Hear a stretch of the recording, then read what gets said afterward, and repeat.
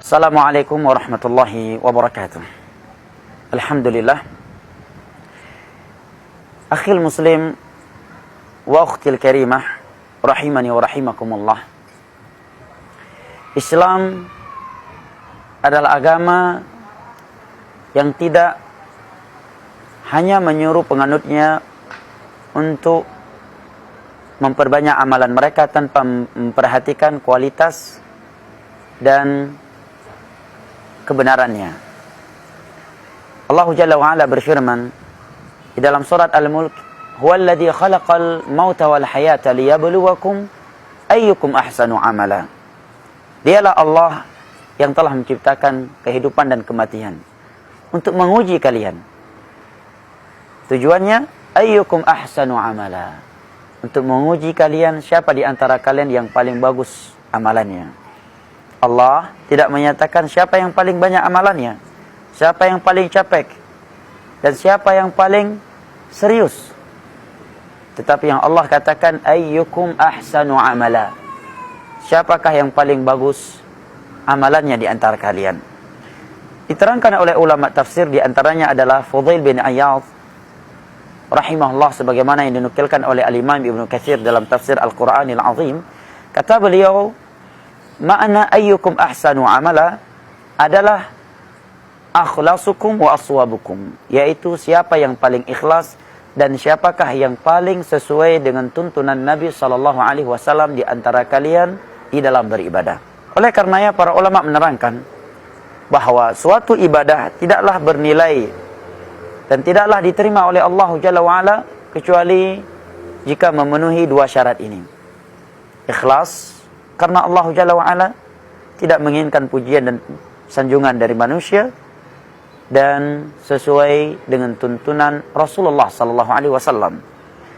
Banyak ayat dan hadis yang menerangkan dua syarat diterimanya ibadah seorang hamba oleh Allah Jalla wa'ala dengan dua syarat ini. Di antaranya adalah firman Allah Jalla wa'ala, وَمَا أُمِرُوا إِلَّا لِيَعْبُدُوا اللَّهَ مُخْلِصِينَ لَهُ الدِّينَ. Tidaklah mereka diperintahkan kecuali agar mereka beribadah kepada Allah dengan ikhlas. فَاعْبُدِ اللَّهَ مُخْلِصًا لَهُ الدِّينَ. Beribadahlah engkau dengan ikhlas kepada Allah Jalla wa'ala. قُلْ إِنَّ الصَّلَاةِ وَنُسُكِ وَمَحْيَايَ وَمَمَاتِي لِلَّهِ رَبِّ الْعَالَمِينَ لَا شَرِيكَ لَهُ وَبِذَلِكَ أُمِرْتُ وَأَنَا أَوَّلُ الْمُسْلِمِينَ. Dan Nabi SAW bersabda, "Man 'amila 'amalan laisa 'alaihi amruna fahuwa rad." Barang siapa yang melakukan suatu amalan, suatu ibadah yang tidak sesuai dengan tuntunan kami, maka amalan tersebut tertolak. Hadis riwayat Imam Muslim dari Aisyah radhiyallahu anha.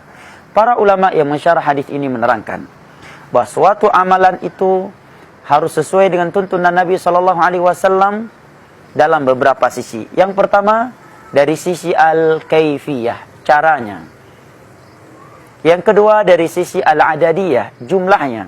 Tidak boleh lebih atau kurang dari jumlah yang telah ditentukan oleh Rasulullah SAW. Yang ketiga, al-makaniyah, dari sisi tempatnya. Tidak boleh seorang melakukan suatu ibadah di luar tempat yang telah ditentukan oleh Allah dan Rasulnya, seperti haji dan umrah.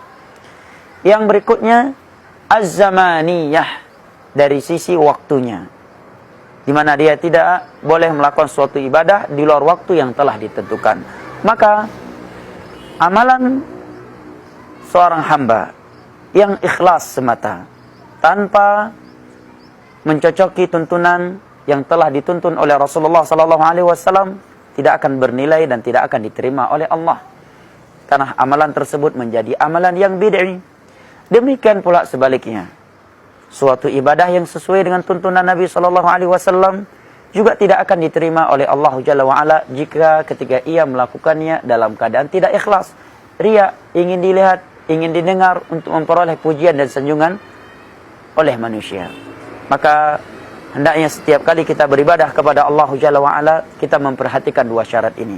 Jangan sampai ketika kita datang pada hari kiamat menyangka diri kita telah banyak berbuat, rupanya amalan-amalan yang telah kita lakukan tersebut justru menjadi malapetaka terhadap kita.